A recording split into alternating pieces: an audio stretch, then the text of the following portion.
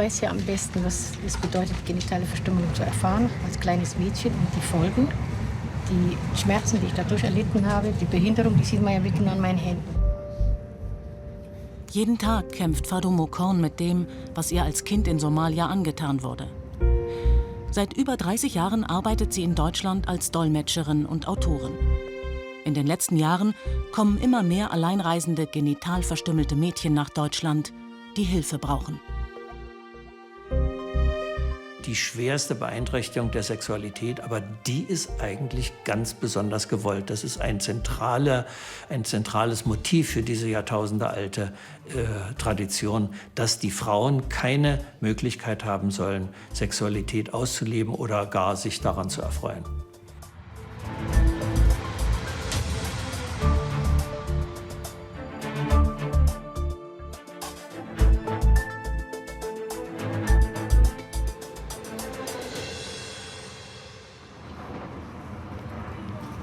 In Ländern wie Somalia sind 95% aller Frauen genital verstümmelt. Fadoumo Korn wird dort 1964 als Nomadin geboren und im Alter von 7 Jahren in der Wüste verstümmelt nach pharaonischer Tradition. In Somalia, wo ich herkomme, gibt es nur eine einzige Art der Beschneidung. Und zwar die ganz große Beschneidung, in dem zum Beispiel die Klitoris entfernt wird, teilweise bis auf den Knochen abgeschabt wird. Dann die gesamten inneren Schamlippen werden rausgeschält. Also wirklich so richtig, wie wenn man Leder häutet, ja, so richtig. Und die großen verbliebenen Schamlippen werden wieder von in die Innenseite verletzt, geschält ebenfalls oder geritzt oder gepiekst. Und dann wird das Ganze von oben nach unten zusammengenäht, bis ungefähr vielleicht, das ist so groß, bisschen kleiner, so ein etwas dickerer Q-Tip passt in die Öffnung, die verbleibende Öffnung, wohlgemerkt, in dem der Urin abfließen muss, die Menstruation abfließen muss, genäht wird mit dem, je nachdem, was sie haben. Ich persönlich wurde mit Stacheln genäht. Die Wunde entzündet sich, die Sepsis schädigt ihr Nervensystem. 1979 kommt Fadoumo Korn nach Deutschland, verarbeitet ihre Geschichte in mehreren Büchern, wird staatlich anerkannte Dolmetscherin.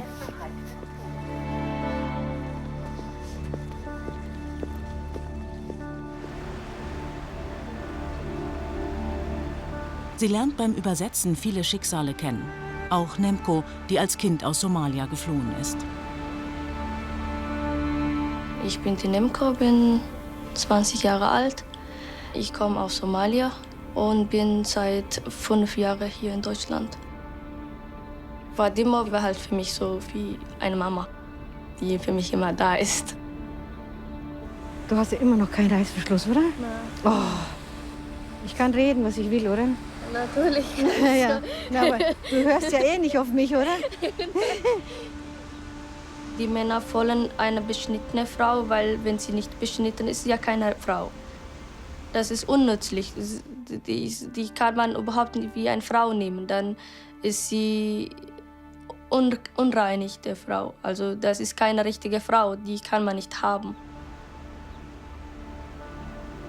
Fadoumo Korn hat für sie eine Rückoperation organisiert. Dabei wurde der Verschluss wieder geöffnet. Mit den körperlichen und auch den psychischen Folgen der Beschneidung kämpft Nemco immer noch. Ich wusste, dass du immer Probleme hast mit Frauenarzt und so, aber so schlimm habe ich nicht mehr in Erinnerung gehabt. Das war echt, ich hatte richtig Bauchschmerzen, weil du warst so angespannt und deine Beine hast du nicht mehr auf und nicht zu, die waren wie steif geworden. Das war echt. Obwohl die Frau Dr. Morat gesagt hat, ich mach doch nichts, guck meine Hände, ich fasse dich ja nicht mal an. Das gesittert. Ja, seitdem habe ich dann auch voll Spannung, auch meinen Bauch. Ich bin ja halt immer so verspannt. Auch beim Schulter oben und... Das ist alles im Kopf, das weißt du schon. Weißt du, wie ich das nenne? Ich sage immer die Schere im Kopf, weil das ist so, die Erinnerung ist so fies, so gemein. Ja.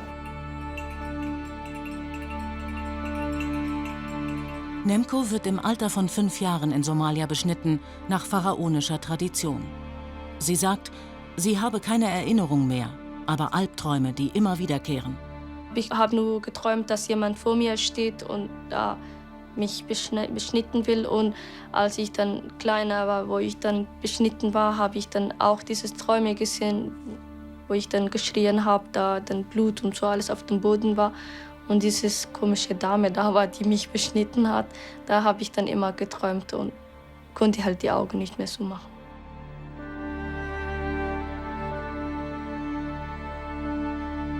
Mit 13 Jahren verlässt sie Somalia, schlägt sich bis Libyen durch, schafft es irgendwie auf ein Boot und erreicht Deutschland, da ist sie gerade 15 geworden.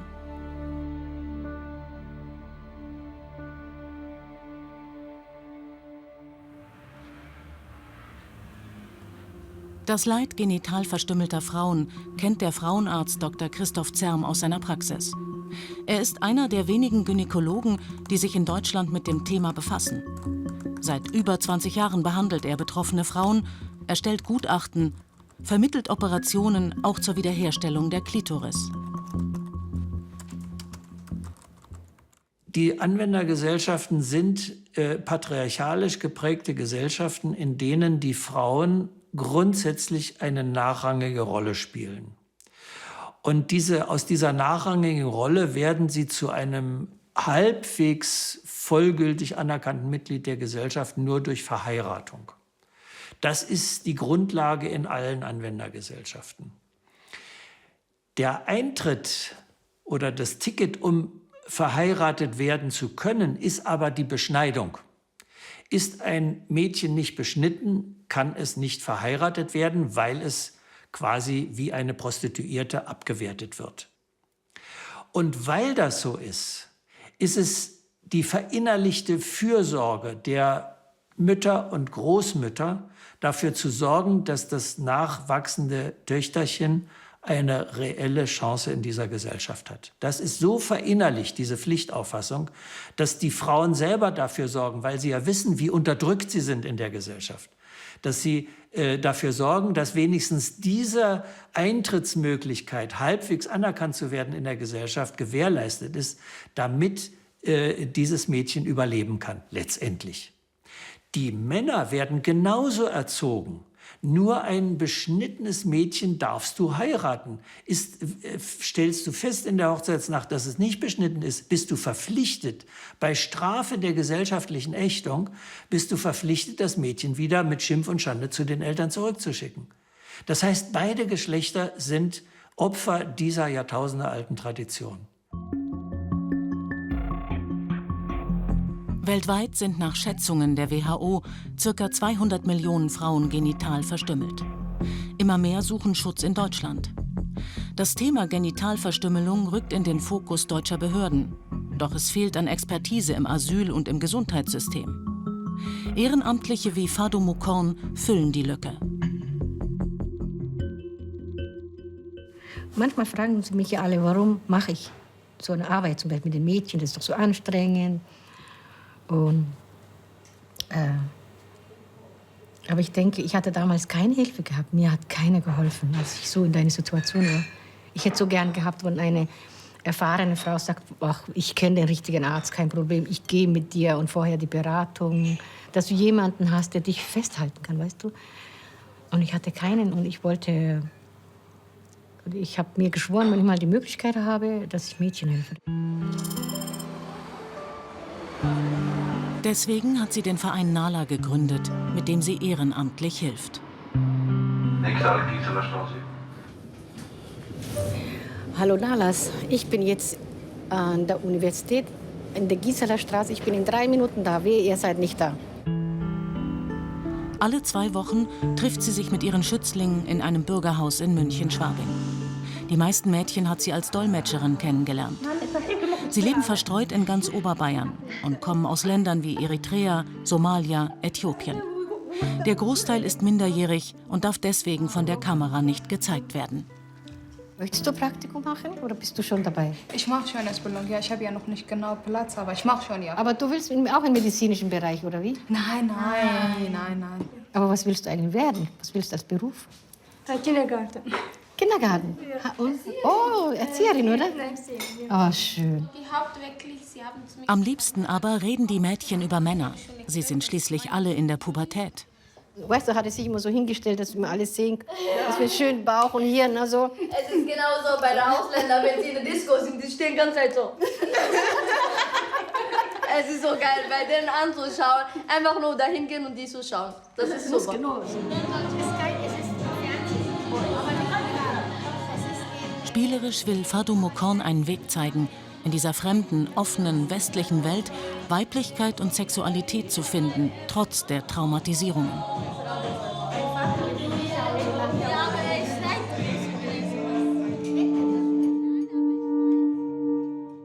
Die Nala-Mädchengruppe, das ist wirklich phänomenal. Die reden immer nur über Sex, über Kinderkriegen, über Figur, über Schminken.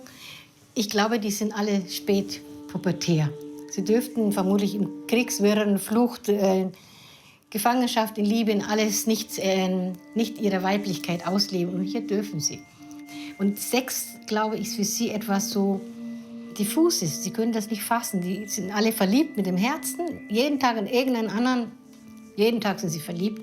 Aber ich glaube, die haben keine Ahnung, ganz ehrlich, was eigentlich Sex bedeutet.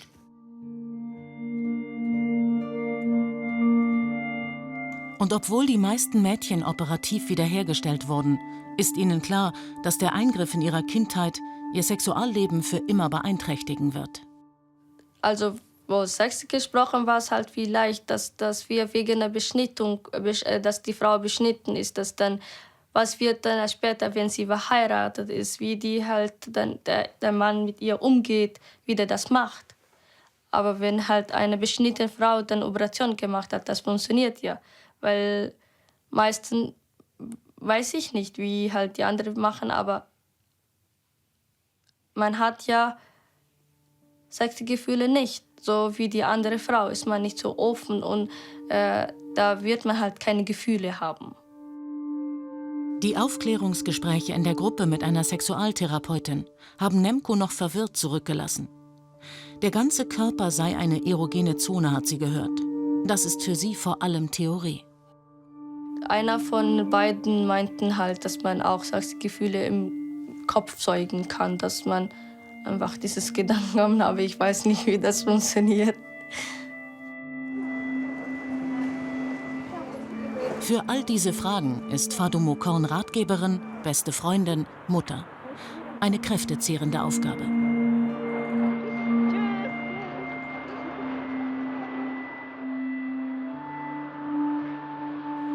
Immer unterwegs, immer auf Achse, immer mit öffentlichen Verkehrsmitteln. Sie ist Nomadin geblieben, obwohl sie seit Jahrzehnten deutsche Staatsbürgerin ist. Immer am Telefon. Meist geht es um Notfälle. Ich weiß, dass ich, egal was passiert, ich bei den Ärzten hier in besten Händen bin.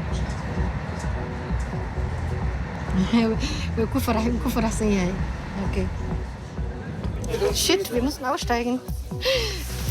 Der fährt schon wieder ab. Ich muss raus. Geht nicht mehr auf, oder? Dankeschön. Sie ist nicht nur Dolmetscherin und Autorin. Sie engagiert sich außerdem in Netzwerken gegen genitale Verstümmelung und ist Ansprechpartnerin für Behörden. Es kommen Anrufe von der Polizei, von Krankenhäusern, von hauptsächlich Notfälle, solche Notfälle. Auch um 4 Uhr früh kommen die Anrufe. Deswegen muss ich, wenn ich frei haben will, muss ich alles, womit ich erreichbar bin, ausschalten. Sie gilt in ganz Süddeutschland als die Expertin, die hinzugezogen wird, wenn es um Genitalverstümmelung geht. So wie heute. Sozialarbeiter aus einer Münchner Erstaufnahmeeinrichtung haben sie um Hilfe gebeten. Hier ist die Fahrnummer nochmal. Kann die Familie rauskommen? Ich warte dann vor dem Tor und da einfach die Sachen mitbringen. Hallo. Hallo. Hallo, you sick? Bist du krank? Bisschen, ja. Bist du erkältet? Da muss man aber die Jacke so machen, ganz fest. Ist kaputt oder was? Nein. Hast Nala? Eine Familie mit 4 Töchtern soll nach Nigeria abgeschoben werden. Die Familie sagt, den Töchtern drohe dort die Beschneidung. Fatoumou Korn lässt sich den Bescheid geben. Der Asylantrag ist abgelehnt, subsidiärer Schutz wird nicht gewährt. Und ein weiteres Mädchen wird bald geboren. Die Mutter ist hochschwanger. Laut Bescheid soll sie mit ihren Kindern binnen 30 Tagen ausreisen. Das Problem ist, von den 4 Töchtern ist eine beschnitten und die anderen 3 nicht. Wenn ein Mädchen beschnitten ist in der Familie und man schiebt die anderen nicht beschnittenen Mädchen ab, dann bedeutet das natürlich, dass diese Mädchen gefährdet sind in ihrem Heimatland. Das ist das Problem. Die nigerianische Familie Mattas hat sich entschlossen, ihre Geschichte in der Öffentlichkeit zu erzählen. Die Schwiegereltern haben das zweitjüngste Mädchen beschnitten, als der Mann in der Arbeit und die Mutter auf dem Markt war. BAMF. Short name.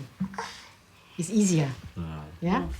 BAMF, yeah, because this one Bundesamt für Migration und Flüchtlinge is too long. And they say you have to go home. Und die sagen, ihr müsst wieder nach Hause, weil sie euch nicht glauben. Dass ihre Mutter zu ihrer Frau gesagt hat, sie werde auch die anderen Mädchen beschneiden. Sie glauben euch nicht. I want to circumcise the other girls. Yeah, they don't believe you. They don't believe. Yes. So my mother said that. Meine Mutter sagt, Even though Sie müssten auch die anderen Kinder beschneiden.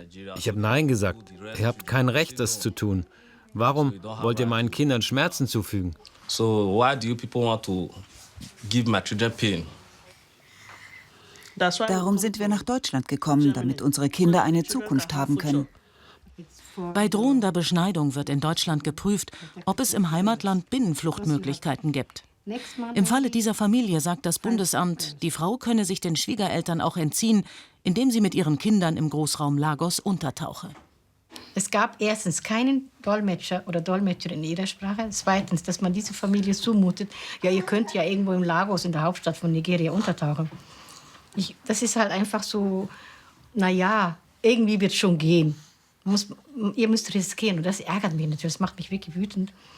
Denn afrikanische Kultur ist nicht so einfach, dass ich zum Beispiel aus einem Stamm, aus dem Land, irgendwo in der Stadt untertauchen kann. Wo soll ich bitte untertauchen? Was heißt das, untertauchen? Wohnen. Ich kann höchstens auf der Straße, irgendwo an der Mauer mit meinen Kindern campieren. Und das dauert vielleicht 2 Wochen, dann sind alle verhungert. Und dieses bewusste Risiko in Kauf zu nehmen, dass diese Kinder Schaden erleiden werden, das macht mich echt sprachlos.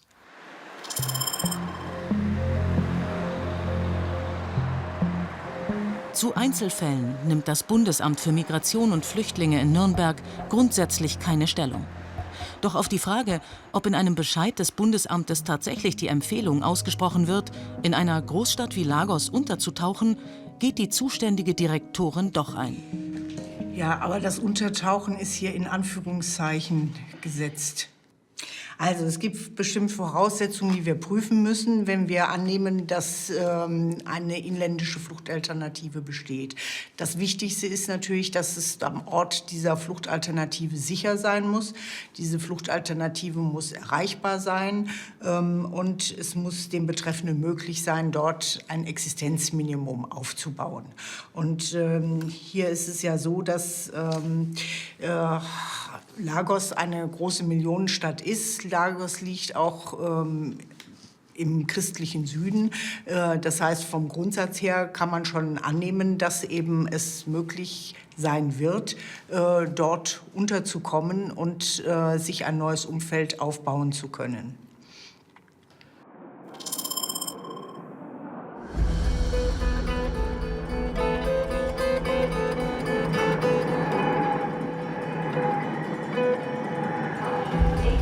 Fatoumou Korn nimmt diesen Fall mit nach Düsseldorf. Zusammen mit einer Kollegin ist sie unterwegs zum Integra-Treffen. Integra ist ein Netzwerk von Vereinen, die sich in Deutschland gegen Genitalverstümmelung engagieren. Vertreten sind Plan International, Amnesty International, Miserior und viele mehr. Erstes Thema beim Jahrestreffen: das BAMF. Eine Anhörung kann sofort abgebrochen werden, wenn die Frau sagt, pass mal auf, ich stelle einen Antrag, weil ich Angst habe vor Beschneidung oder weil ich schon beschnitten worden ist. Dann muss der Mitarbeiter oder die Mitarbeiterin sofort stoppen und sagen, so, ich hole meinen Chef, und er soll entscheiden, wer die Anhörung weiterführt. Gott sei Dank hat das BAMF mich seit letztem Jahr zum zweiten Mal und in der Zukunft noch zu mehreren Malen zur Schulung von Entscheidern eingeladen. Und das ist natürlich ein guter Einstieg, dass die dann eben darüber aufgeklärt werden. Oft legen Entscheider westliche Maßstäbe an, wenn sie über afrikanische Familien entscheiden, sagt Dr. Zern. Das sei problematisch, weil Afrikaner stärker in Familien- und Stammesstrukturen eingebunden sind und Frauen der Familie des Mannes zugeordnet werden. Das sei in christlichen und muslimischen Regionen so. Erst am Abend kommt Dr. Zern dazu, den Ablehnungsbescheid der nigerianischen Familie zu lesen. Die ganze Bedrohungslage wird völlig falsch dargestellt von dem Entscheider. Entweder aus Ignoranz oder aus Bosheit. Es ist eine Tatsache, dass das ein gesellschaftlicher Druck ist, der nicht alleine von der Schwiegermutter ausgeht, sondern dass der eben in dem gesamten Bereich, letztendlich in ganz Nigeria, herrscht, egal wo sie dann sind. Und selbstverständlich sind, solange das nicht nachhaltig abgeschafft wird, und das wird noch Jahrzehnte wahrscheinlich in Nigeria dauern, solange sind auch die nachwachsenden Töchter selbstverständlich unmittelbar gefährdet. Die werden in ihr sicheres Verderben geschickt. Das ist völlig klar. Früher oder später wird das geschehen, was nach deutschem und Völkerrecht einfach nicht statthaft ist. Dr. Zern verspricht eine Stellungnahme zum Ablehnungsbescheid. Er hat schon vor 12 Jahren einen Leitfaden für das Gesundheitswesen herausgegeben, um Frauenärzte, Krankenschwestern und Hebammen für das Thema zu sensibilisieren.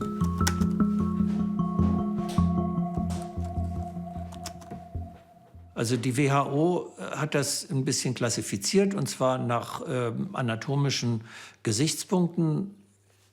Da gibt es eine Gruppe, Typ 1, das umfasst alles, was an der Klitoris verändert worden ist. Typ 2 umfasst alles, was darüber hinaus auch den Schamlippen angetan wird. Typ 3 bedeutet das Abschneiden des kompletten äußeren Genitale der Frau und zusätzlich das Zunähen der seitlichen Wundränder in einer Form, sodass eine bedeckende Narbenplatte entsteht mit einer winzigen, nach wenigen Millimeter messenden Öffnung. Und Typ 4 umfasst alles, was von diesen 3 Beschreibungen nicht erfasst ist.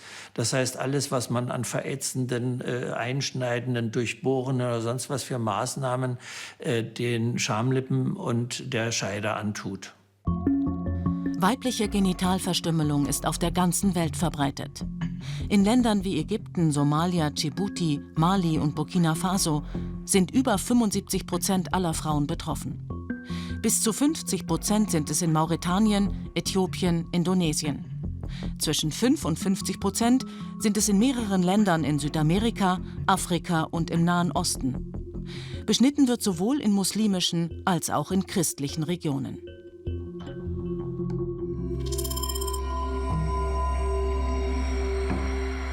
Am Abend bricht Fadou Moukonne nach Köln auf. An der Kunsthochschule für Medien trifft sie die Studentin Beryl Magoko. Sie stammt aus Kenia und ist bekannt geworden, weil sie 2010 die Chance hatte, bei Beschneidungen von Jungen und Mädchen in ihrem Dorf filmen zu dürfen. Beryl Magoko ist eine Kuria. Der Stamm lebt in Kenia und Tansania am Viktoriasee. Das ist jetzt der erste Film, gell? Der Cut. Aber hast du keine Angst gehabt irgendwie so? So viele alte Leute? Oh, sowas macht mir zum Beispiel Angst. Sind Sie gegen oder für die Beschneidung? Für Beschneidung. Sie gehen zur Beschneidung? Ja. Diese Junge hier. Nein, die hier. Ja. Die Mitte hier muss beschnitten werden. Er hat andere Kleidung. Und diese hier. Es war sehr, sehr, sehr schlimm für mich. Ich habe in Frauenfilm Kamera gemacht, weil mein Kameramann was not allowed to go there. So it was so hard for me to see those girls young and then they're standing there waiting to be cut.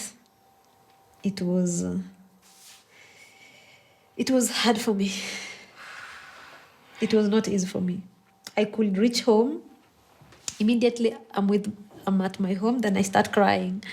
But then my mother could ask me, why did you decide to do something that difficult? But I could not tell her the reason why I'm crying.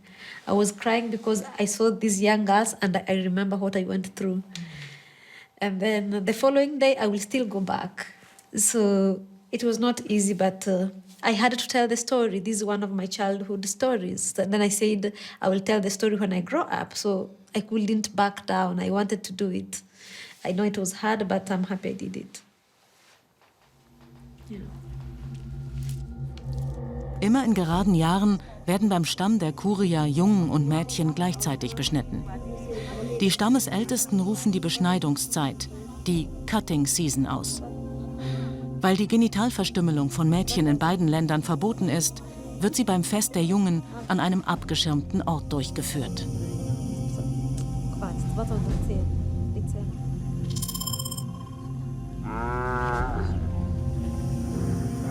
Die Mara-Region am Viktoriasee in Ostafrika ist durch den Masai Mara und den Serengeti-Nationalpark bei Safari-Touristen bekannt. Weniger bekannt ist die Tradition der Genitalverstümmelung von Mädchen, die hier noch praktiziert wird. Ein Tabuthema, über das nicht gesprochen wird. Der katholische Bischof der Diözese Musoma in Tansania war der erste afrikanische Bischof, der überhaupt seine Stimme gegen die Beschneidung erhoben hat. Regina Andrea Mukoma, genannt Mama Regina, ist die Frauenbeauftragte der Diözese. Im Auftrag des Bischofs kämpft sie seit Jahrzehnten für die körperliche Unversehrtheit der Mädchen in der Region.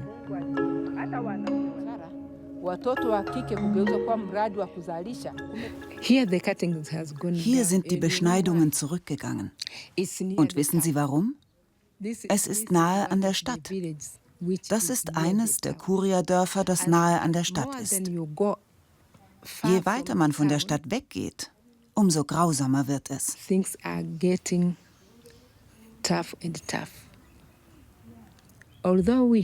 Auch wenn wir hier erfolgreich waren, für mich haben wir vielleicht 75%. Auch hier tun sie es immer noch.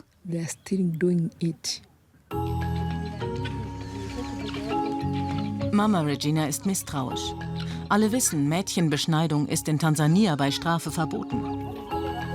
Deswegen sagt auch die Beschneiderin, sie habe aufgehört. Wie viele Mädchen sie tatsächlich beschnitten hat, weiß sie nicht mehr. Es waren sehr viele. Man hat Mehl genommen, weil die Klitoris rutschig ist. Denn das Mehl hat geholfen. Du nimmst die Klitoris mit der einen Hand und mit der anderen schneidest du. Und mit was schneidest du? Mit der Rasierklinge. Die Diözese Musoma hat in der Region in Schulen und Klöstern Schutzräume errichtet, in die bedrohte Mädchen flüchten können, wenn die Stammesältesten die Beschneidungszeit ausrufen.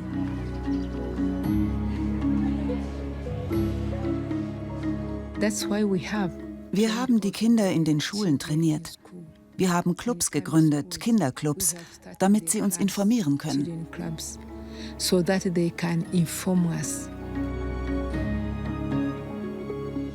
Die 13-jährige Winifrida ist eines dieser Mädchen. Sie ist abgehauen von zu Hause. Schon das zweite Mal versteckt sie sich hier in der Schule der Nonnen vor ihrer Familie, die sie beschneiden lassen möchte. Meine Mutter hat angefangen, das Essen für die Zeremonie zu kochen. Da hat es meine Schwester gewusst. Sie war diejenige, die sich sicher war. Sie wollen uns beschneiden. Ich war ahnungslos, aber sie hat es mir gesagt. Die Beschneidung von Jungen und Mädchen ist hier ein großes Fest. Das ganze Dorf feiert mit. Meist werden die Mädchen bei dieser Gelegenheit zwangsverheiratet. Die Familie des Mädchens bekommt Geld und Vieh. Ein grausames Geschäft. Sie tun uns sehr weh. Wir haben große Schmerzen. Und die feiern das auch noch. Doch Winifrida ist noch lange nicht sicher. Ihre Mutter starb. Danach wollten die Stiefmutter und ihr großer Bruder sie beschneiden. Deswegen ist sie erneut zu den Nonnen geflogen. Jetzt ist die Stiefmutter gestorben. Bei der Beerdigung hat der große Bruder gedroht, sie beschneiden zu lassen. Deswegen nimmt Winifrida Mama Regina mit zur Familie. Unter einem Baum wird das Schicksal des Mädchens verhandelt. Der große Bruder im lila Hemd ist jetzt der Chef der Familie. Ich habe zu ihm gesagt, du bist also derjenige, der versucht, die Familie zu einen, indem du eure Tradition erfüllst. Er hat nicht geantwortet. Deswegen wusste ich, er ist es, der das Mädchen zur Beschneidung zwingt. Und ich habe ihn weiter gefragt, wirst du dieses Mädchen beschützen?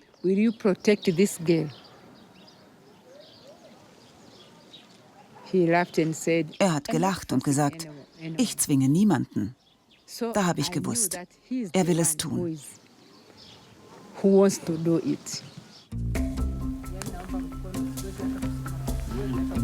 Der große Bruder weist auch noch darauf hin, dass er die Familie ernähren muss und dafür Geld braucht. Winifrida weiß, was das bedeutet.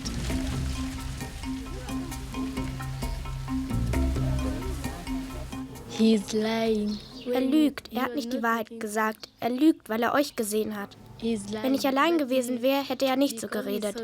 Er hat gestern ganz andere Sachen gesagt. Aber als er euch gesehen hat, hat er sich freundlich gezeigt. Aber das war nicht ehrlich.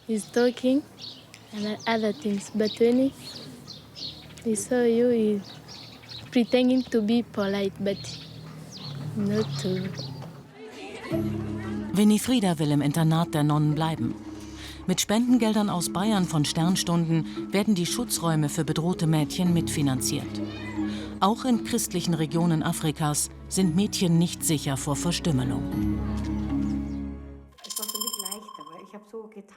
Beryl Magoko verarbeitet das Trauma in ihren Filmen. Ihr neuestes Projekt? Ein Film über genital verstümmelte Frauen, die sich in Deutschland operieren lassen. Ich konnte keine Frau finden, die hat wirklich gesagt, ich habe jetzt schon eine OP gemacht und ich finde mich toll. Ja. Und ich habe wirklich eine sehr interessante Entscheidung getroffen. Aber warum möchten die Frau über das nicht reden? Ich habe wirklich nicht verstanden. Ich habe nicht kapiert, aber ich verstehe, dass es ist nicht einfach über Beschneidung zu reden.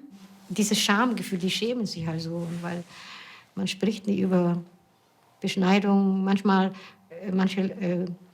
afrikanische Länder haben ja sogar Angst ein bisschen von Fluch und Geist und böse Geist oder so. Deswegen ist Beryl Magoko in ihrem neuen Film selbst die Hauptfigur und stellt die Frage, brauche ich eine Operation, um meine Sexualität kennenzulernen? Denkst du, dass ich bin verrückt oder um mein Gesicht zu erzählen und über Sex und FGM und alles einen Film zu machen? So I want to help other women, but I cannot be able to help other women when I'm still stuck with my story, when the past is haunting me. So I decided to tell my own story, but then to liberate myself. So, yeah, I'm helping myself so that I can be able to help other women. Zurück in München. Und wieder hat Fadoumo Korn keine Pause. Nemco hat Probleme. Die hat wieder einen Stress, die kommt nicht. Ich habe sie extra gesagt, du musst heute kommen, heute ist ganz wichtig, dass wir miteinander reden. Nein, sie hat einen Stress und dann schreibt sie wieder irgendwas, sagt, ach, ich bin so arm dran und scheiße, die ganze Welt ist blöd. Im nächsten Moment schreibt sie wieder lauter Herzchen, ich hab dich lieb, du bist die tollste Tante der Welt. Die hat einen Freund und hat eigentlich ihre ganze Geschichte noch nicht verkraftet. Die ist halt einfach noch nicht so weit. Auf der einen Seite ist sie wahnsinnig verliebt, aber auf der anderen Seite hat sie so eine Angst, was das bedeutet überhaupt, so Geschlechtsverkehr. Und ich versuche, sie zu unterstützen.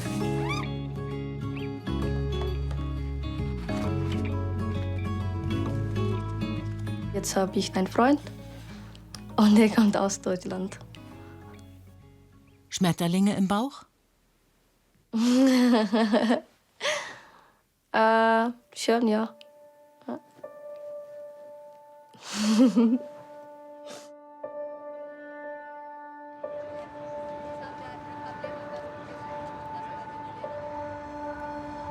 Verliebt und voller Angst. Termin bei Dr. Tahir in München. Sie hat Nemco vor 4 Jahren operiert.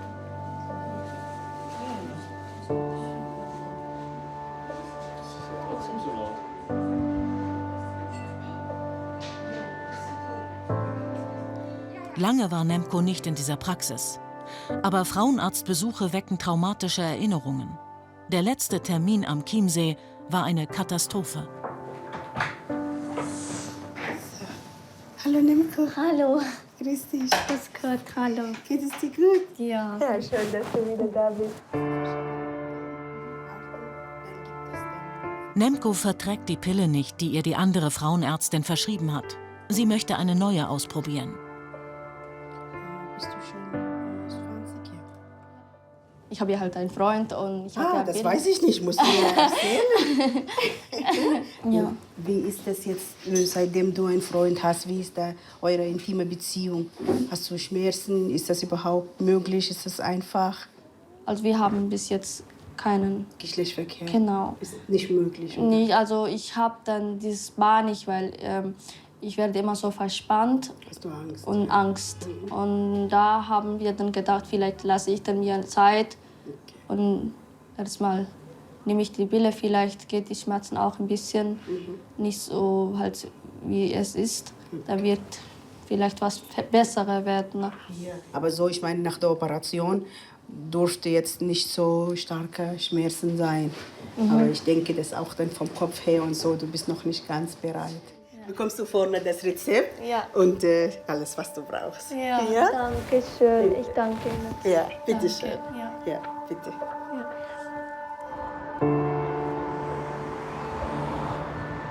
Das Baby der nigerianischen Familie ist da. Helen Matas ist glücklich und verzweifelt. Miracle heißt das Mädchen und die Familie hofft tatsächlich auf ein Wunder. Der Anwalt der Familie, Peter Hensler, hat Widerspruch gegen den Asylbescheid eingelegt. Doch nur über die Frau und ihre Kinder wurde in Deutschland entschieden. Der Mann wird als Dublin-Fall behandelt. Er soll in Italien sein Asylverfahren durchführen. Ihr Fall ist ein ziemliches Problem. Der Mann soll nach Italien und zwar sofort. Dann wäre die Frau mit ihren 5 Kindern alleine. Blessing wurde von ihrer Familie beschnitten. Das haben Sie erzählt, oder? Aber Sie haben zu wenig Empathie gezeigt. Sie haben zu wenig Gefühle vermittelt. Man hat ihnen nicht geglaubt, dass ihre Situation so problematisch ist. Und jetzt müssen wir auf das Gericht warten. Das Bundesamt hat seine Entscheidung getroffen. Das Gericht kann Ihnen helfen und eine andere Entscheidung treffen.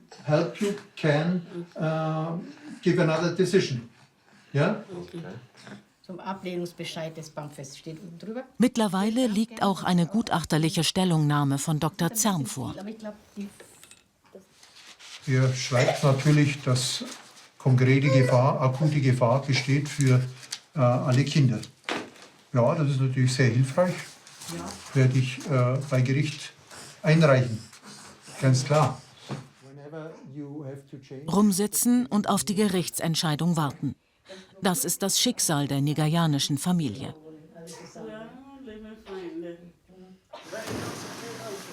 Nemco dagegen ist inzwischen angekommen in Deutschland. Manchmal wird sie nach der Schule sogar am Bahnhof erwartet. Hey, hi. Hallo. Schön, dich zu sehen. Zu sehen. Hallo. Geht's dir gut? Ja, mir geht's gut. Das ist schön. Ja. Dir? Ja, passt auch ganz gut. Ja. Was Aber hast du viel jetzt? los in der Schule. Mhm. Ja, du, fahr mal ein bisschen zum Chiemsee, oder? Hast Lust? Boah, ja. Nemco aus Somalia und Florian aus Oberbayern. Sie beide kommen aus Ländern, die ihre Tradition hochhalten. Doch während es Florian mit den christlichen Wurzeln locker nehmen kann, muss Nemco mit den strengen Moralvorstellungen ihrer Heimat kämpfen. Ich bin halt ich und ich mache halt, was meine Gefühle sagen und was ich denn fühle und was ich dann mag. Also deswegen bin ich mit dem Florian zusammen und ich liebe ihn halt. Also das ist halt so. Eine somalisch-deutsche Romanze mit großen Hindernissen. Happy End vielleicht möglich. In München verzweifelt die nigerianische Familie Matas und Fadou Mokon bekommt das zu spüren. Das Warten in der engen Erstaufnahmeeinrichtung zehrt an den Nerven. Ich habe doch alles erklärt. Ich habe das alles für meine Kinder getan. Ich habe denen die Wahrheit erzählt. Was kann ich sonst noch machen, um für unsere Zukunft zu kämpfen? Ihr könnt hier bleiben. Ich bin mir sicher, aber wir brauchen mehr Zeit. Auch Fadoumo Korn wirkt genervt. Helen Matas glaubt ihr nicht. Das lange Warten hat sie mürbe gemacht, zu 7 in einem engen Zimmer, voller Angst davor, am Ende wieder in Nigeria zu landen.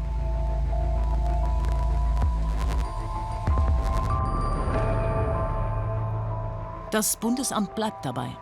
Die Frau könnte ihre Kinder in Nigeria durch einen Umzug schützen.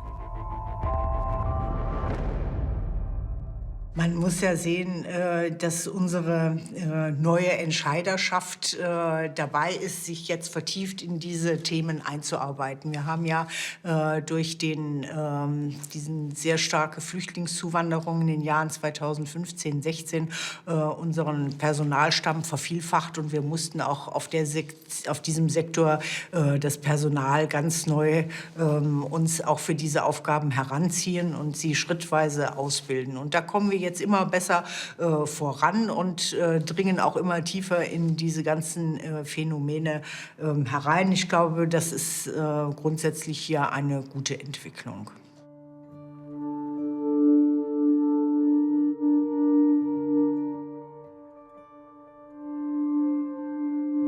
Fadoumo Korn kann nicht abschalten. Auch nicht beim Ausflug zum See, den sie für ihre Mädchengruppe organisiert hat. Allein diese Traurigkeit, diese Familie, jetzt nicht zu wissen, was passiert mit ihnen eigentlich. Wir hoffen, dass sie bleiben dürfen, aber ich kann mich noch nicht ausruhen, weil ich das noch nicht weiß. Also, und das ist ja nicht die einzige Familie. Ich habe noch 10 andere Familien oder Einzelpersonen, die genauso in das Schwebeverfahren stecken. Von denen, ich weiß gar nicht, ist der eine morgen in Abschiebehaft oder nicht. Das ist halt so. Bei mir ist nie Ruhe, deswegen bin ich immer so ein bisschen auch kaputt, auch wenn man das vielleicht nicht sieht, aber ich bin eigentlich ganz schön kaputt. Doch ihre Arbeit trägt Früchte. Die ersten Nala-Mädchen haben ihre Ausbildung beendet und einen Job. Trotzdem wissen die Mädchen nicht, wie lange sie noch in Deutschland bleiben dürfen.